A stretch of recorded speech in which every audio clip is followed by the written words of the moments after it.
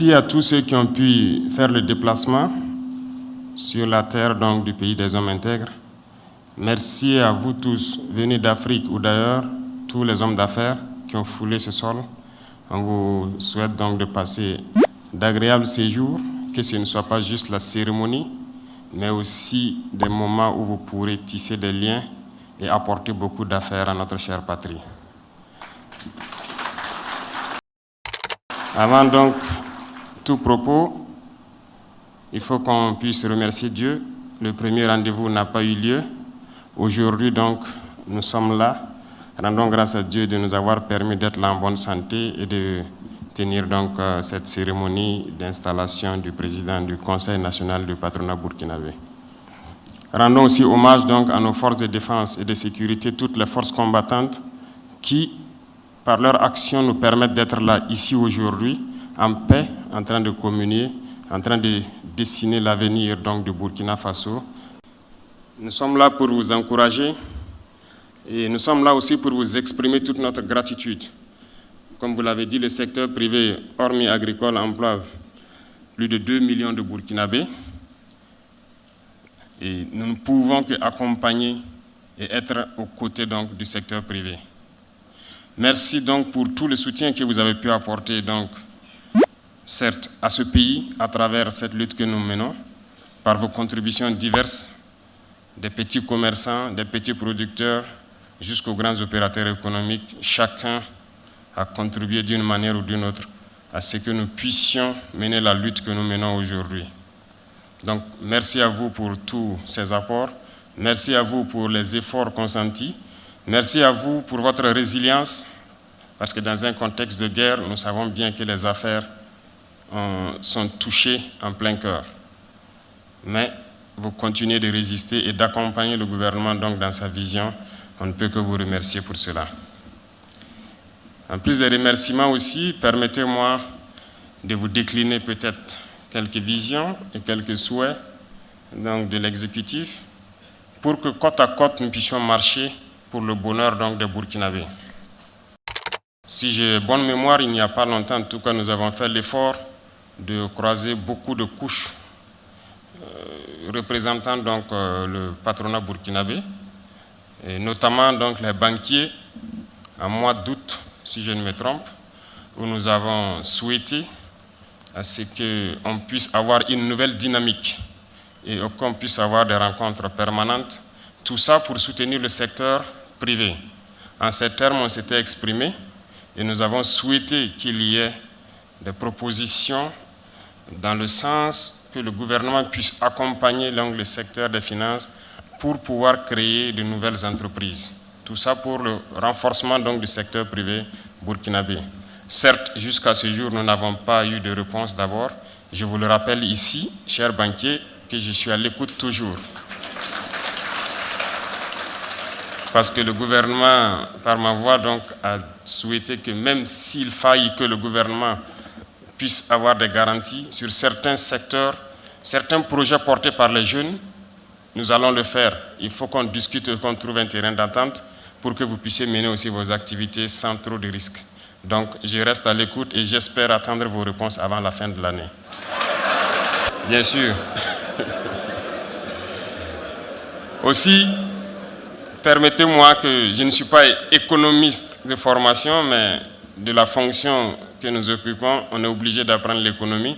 Et je sais que l'économie ne pourra mieux se porter que lorsque nous produisons sur place et qu'on arrête l'importation. Je voudrais donc inviter ici le patronat à inscrire donc dans son agenda le plan stratégique et dans notre vision qui est donc le développement endogène, le concept de production.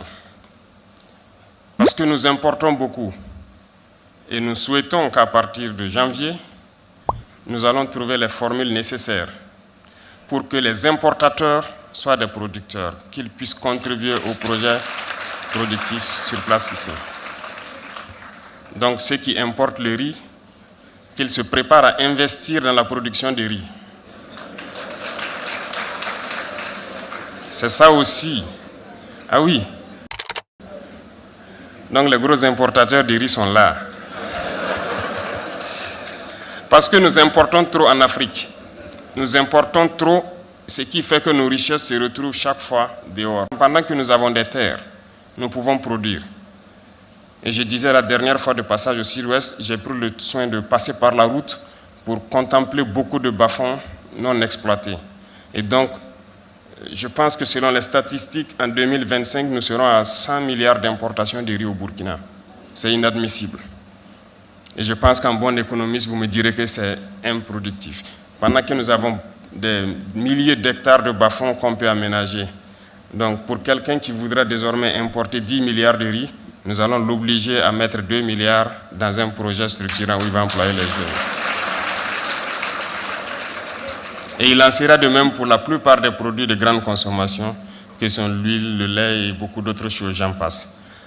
Et je souhaite que cela, nous puissions discuter donc urgemment pour trouver les voies et moyens qui nous permettront d'employer les jeunes et de les mettre dans cette voie pour que vous puissiez les accompagner. Et qui dit production, dit développement de l'industrie agroalimentaire. Il y en a déjà, je vois que dans votre conseil, il y a quelqu'un qui s'en occupe spécialement. Et je souhaite que nous puissions développer ce secteur. Il faut que nous produisions sur place, mais que nous transformons aussi. Tout ça dans le sens d'arrêter au maximum, en tout cas réduire autant que possible nos importations. Et c'est en ce sens qu'on pourra créer beaucoup d'emplois et que notre économie pourrait mieux se porter. Donc je vous invite à inscrire cette donnée et qu'on puisse ensemble changer le visage du Burkina Faso sur ce volet économique. Notre vision, c'est ramener la paix et la sécurité au Burkina Faso. Et comme je le disais, on ne peut pas amener la paix sans développement. Parce qu'à regarder, à analyser notre conflit, beaucoup de gens rejoignent ces groupes armés terroristes ou ont rejoint ces groupes armés terroristes parce qu'ils n'avaient rien à faire. Et lorsqu'un jeune n'a rien à faire, il est oisif, il peut se prêter à tout type de vices.